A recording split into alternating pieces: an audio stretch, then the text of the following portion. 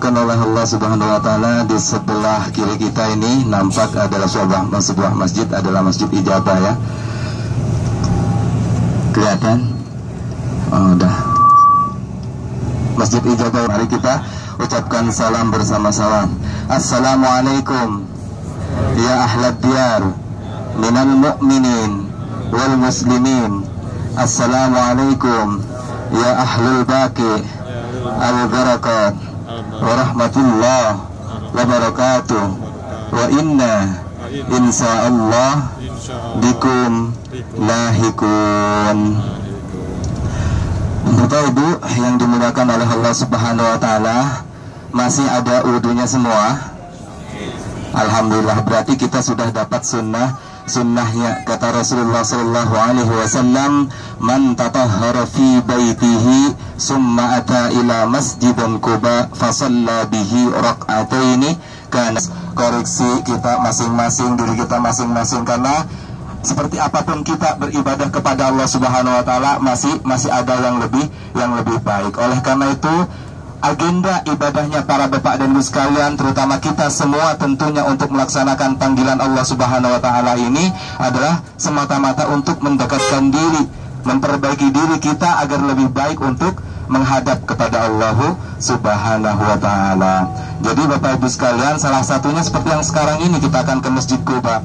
Kita akan melaksanakan sholat sunnah dua rakaat di sana. Dan Masjid Quba, Bapak Ibu sekalian, Dhifullah Dhifurrahman, adalah masjid yang pertama dibangun di dalam Islam di masanya Rasulullah Sallallahu Alaihi Wasallam.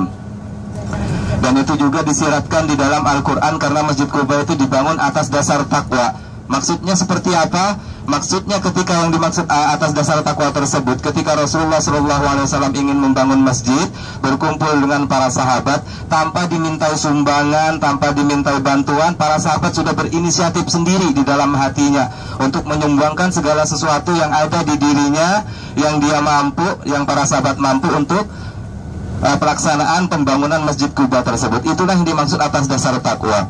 Ya, adapun mungkin sekarang Bapak Ibu sekalian seperti yang barusan kita laksanakan, yaitu ditarik untuk melaksanakan sumbangan, ya, itu agar kita terbiasa ketika ada sesuatu di hadapan kita, terutama di dalam masjid ya, atau musalla dan sebagainya, kita melihat mungkin ada yang kurang pantas, kita tergerak hati kita agar terbiasa kita mengeluarkan sedekah kita untuk memperbaiki hal tersebut.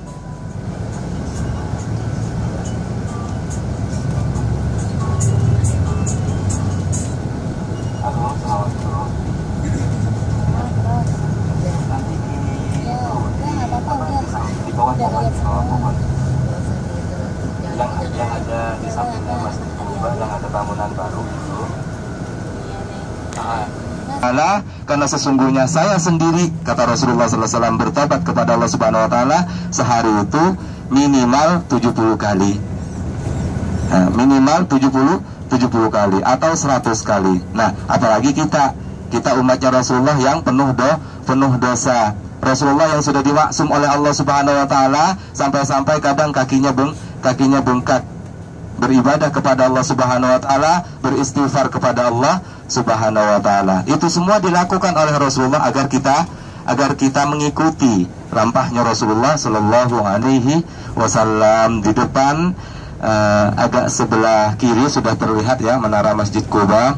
Bagi yang belum pernah, insya Allah di sini Bapak Ibu sekalian kita hanya sholat 2 rakaat ya, karena sekarang waktu duha sudah masuk. Silahkan nanti langsung diteruskan sholat duha, tapi jangan rakaatnya diambil semua, 2 rakaat aja cukup ya.